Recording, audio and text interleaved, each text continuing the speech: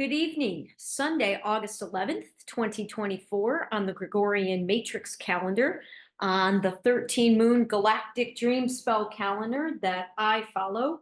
We are in the first month and the 17th day of that first month, which is, as I shared in a previous video, the magnetic moon of purpose. Magnetic being the first tone out of 13. Each tone is associated with each month of the year, and this is the first tone, first month, magnetic, and we're on the 17th day, blue solar eagle, kin number 20. Oh, geez, I need glasses. 35, kin number 35. Boy, do I need glasses. All right, so magnetic 17 on the galactic calendar. I'm going to refrain from sharing too much more in detail on the galactic calendar. Again, I do have a specific playlist on my YouTube channel that is dedicated to the galactic calendar, despite the fact that I only have, I think, one, maybe two videos on it now.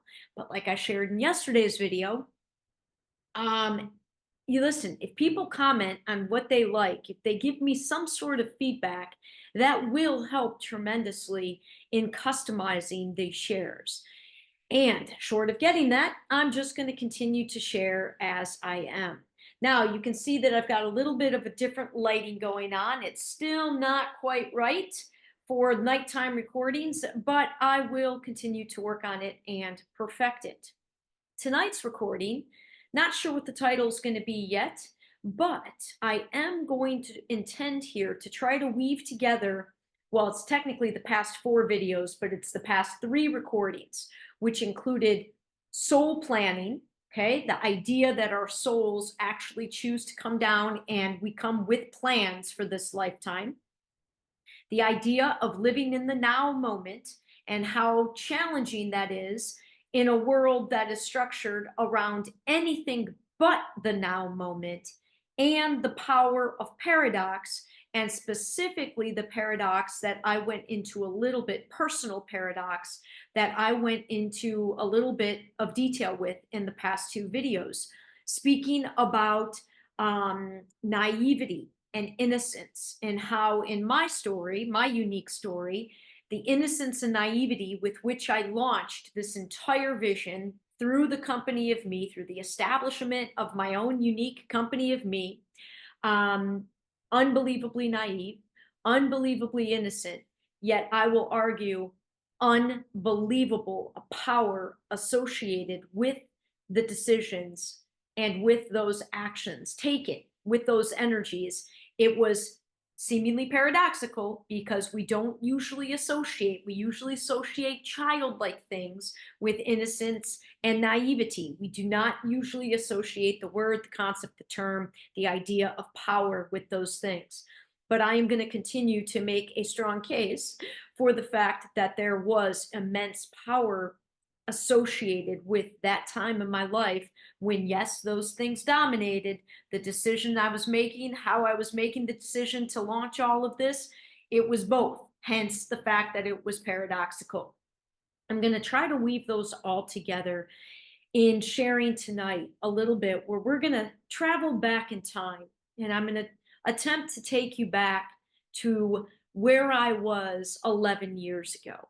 Now, it was a little over 11 years ago, because by August, this time 11 years ago, August of 2013, it was still pretty unbelievably magical.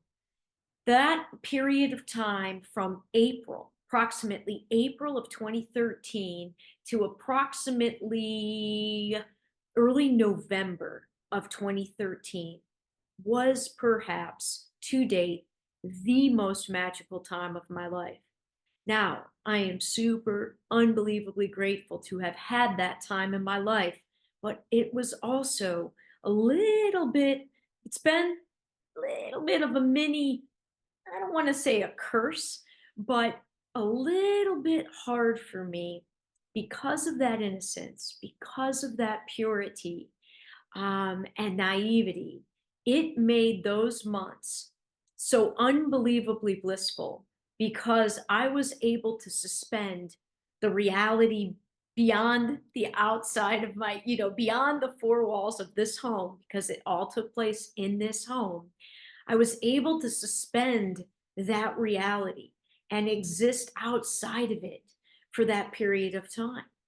And it was limitless and it was amazing. And I was fearless and I was exploring and discovering and sharing parts of myself that I didn't even know it existed within me. And today I had a conversation with somebody who I've known since that time, an older gentleman who works at the Y. He did not work, maybe he worked at the Y when I first met him, when I first moved back to Sarasota in 2011, right? No, 2012 is when I first moved back to Sarasota. I'm pretty sure that's when I met this gentleman.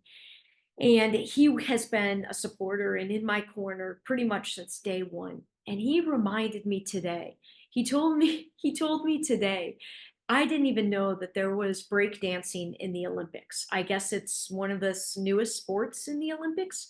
Remember, no TV, so I haven't watched any of the Olympics, not any of it. And so he told me he really wanted to watch the breakdancing. And he was sharing with me that when he watched it, the only other time, now granted, this guy's in his early 70s, so I don't think he spent a lot of time watching a lot of breakdancing. But he said, he goes, "Do you know what it reminded me of?"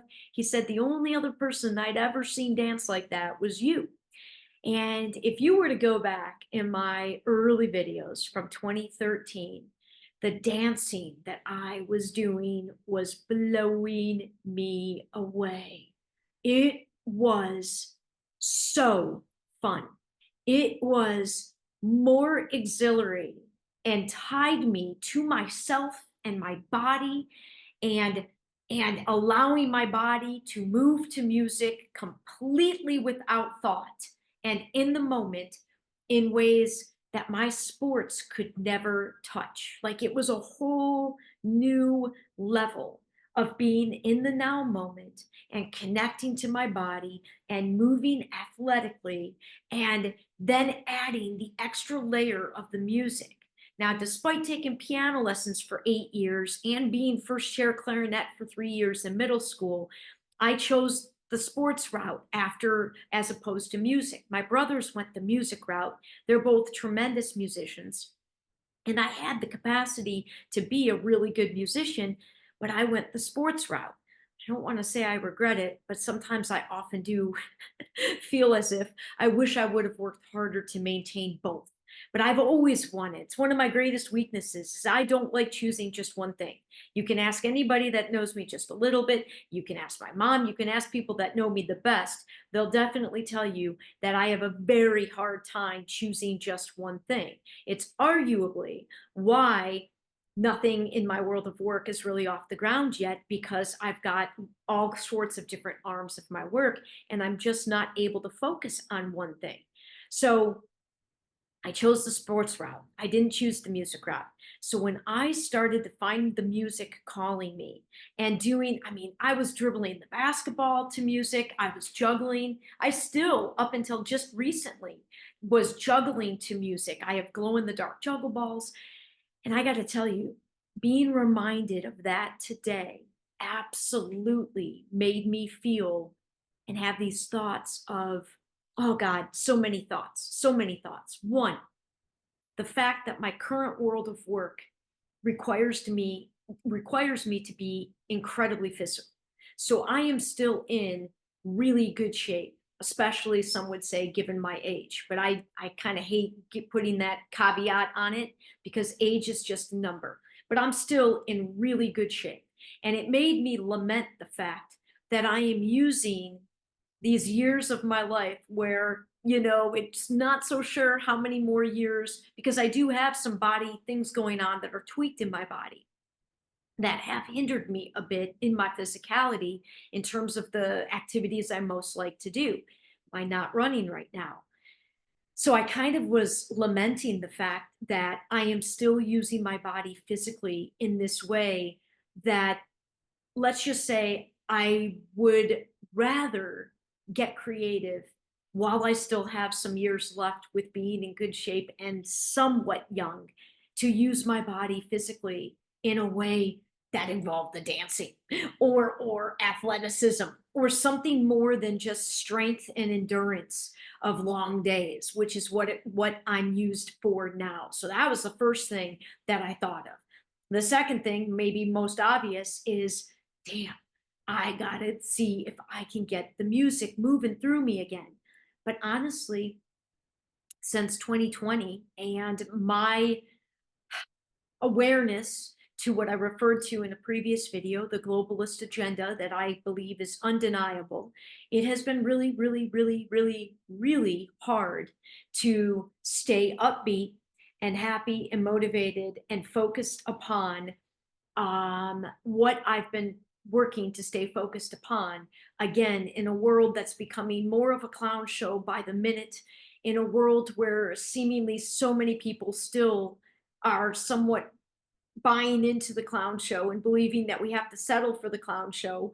So many real things are dependent on the collective still buying into the clown show. And so it's just been hard. The lightness and the music and the juggling and the dancing, the painting, like the lighter things have been hard to come by for me personally in the past 4 years. But today, when I was reminded of this magical time when I was dancing damn near every single day, and I couldn't have cared less what anybody thought. That was one of the many reasons why people close to me were running like crazy, because they thought I'd lost my mind putting this on the internet, which I was doing. But they couldn't, for some reason, they couldn't see.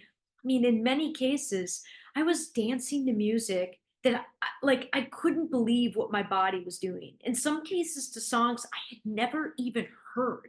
And yet somehow my body like could feel the music and could feel where the music was going. And you would have guessed that I had been dancing to it for a lot longer than just hearing it for the first time in that now moment.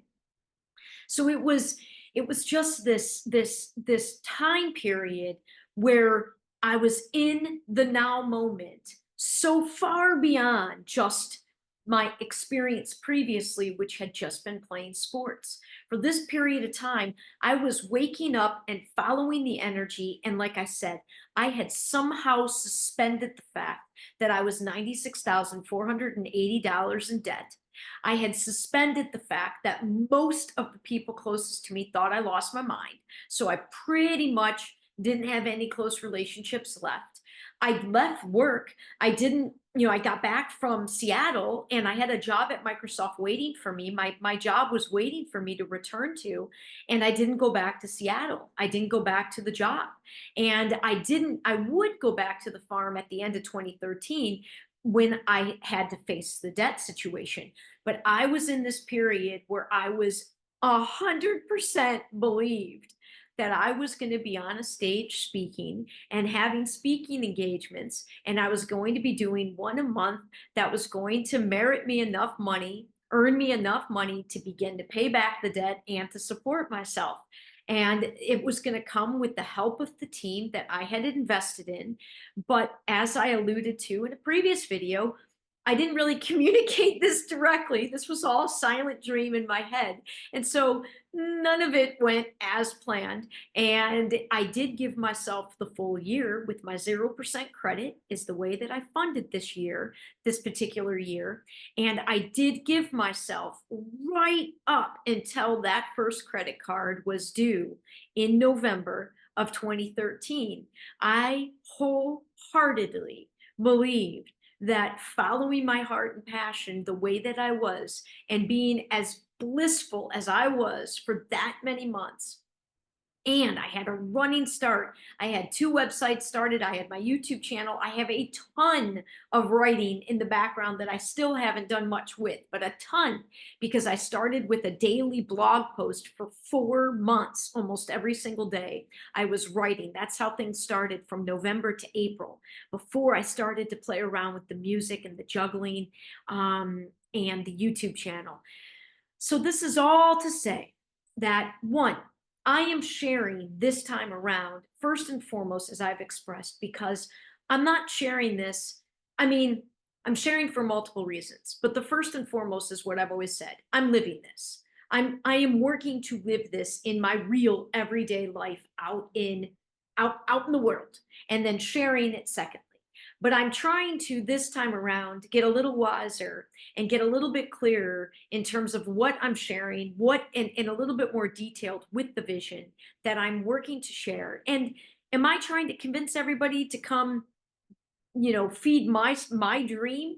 No, I'm trying to paint a vision, paint a picture of a vision of the world where all of us get to live truly, truly create our dream lives. Like really, really, if money wasn't an issue, and I know that is a really hard thing to try to imagine, but what would your dream life look like? And I'm not talking your dream vacation. I'm not talking the dream for a week or two. I'm not talking retirement when you're 60, 70, 80 years old. I'm talking however old you are right now. If you could find the secrets to the universe, if you didn't have to go to work, what would your dream life look like? How would you want to spend your days?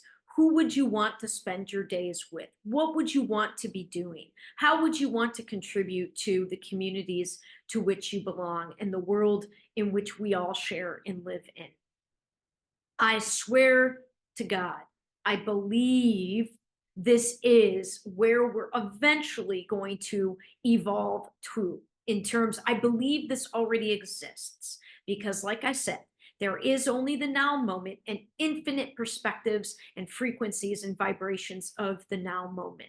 Somewhere out in all of the multiverse, there exists a world where, and listen, if you're doing your dream life every single day, it does not necessarily mean it's all unicorns and rainbows.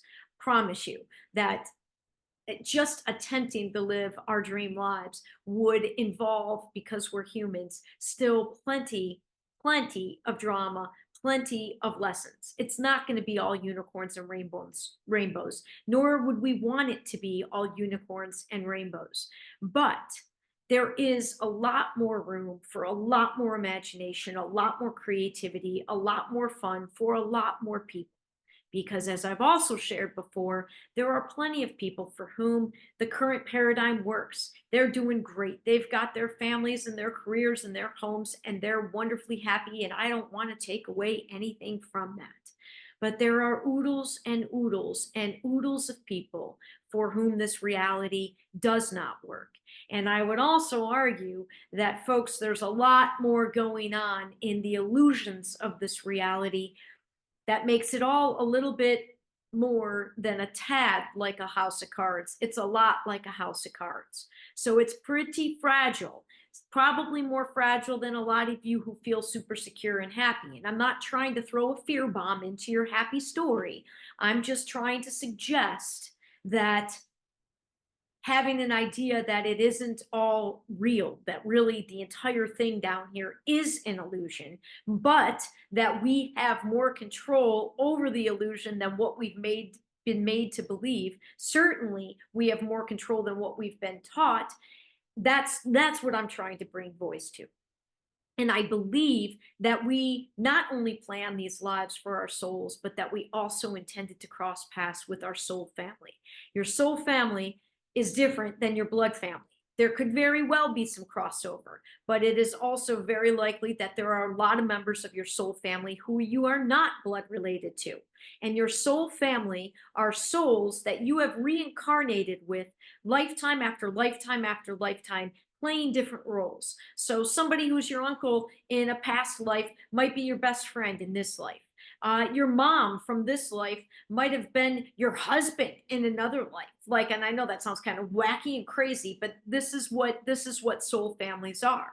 We are Michael Newton's Journey of Souls, as I've recommended. He suggests that we have secondary soul families that can be up to 1,000 souls, and primary soul families that can be up to 25 souls. And as they indicate, the primary soul families, the ones that are small, it's a smaller group, those are the ones that you've had close relationships with lifetime after lifetime after lifetime. I feel as if I am, and it's become somewhat of a conscious search now where I'm in search of my soul family, my tribe. And I believe we came down with the collective purpose. And I believe we came down collectively, in short, to demonstrate the magic that life is and can be. I believe we came down as a soul family to be a light, to be a shining light of personal power, personal responsibility, personal accountability, compassion, integrity, honesty, and working to make work fun, because serving one another, since our neighbors are ourselves, they're a reflection and a projection. It's all reflections and projections of ourselves. Serving our neighbor is serving ourselves, and work is serving our neighbors. We're out there doing work, meeting needs and wants of our fellow human beings. And there is no reason that can't be a lot more enjoyable than what we've been conditioned to believe it can be.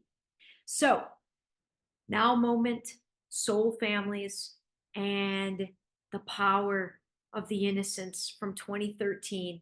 I can't tell you to what degree that I have been working to try to tap into that same frequency.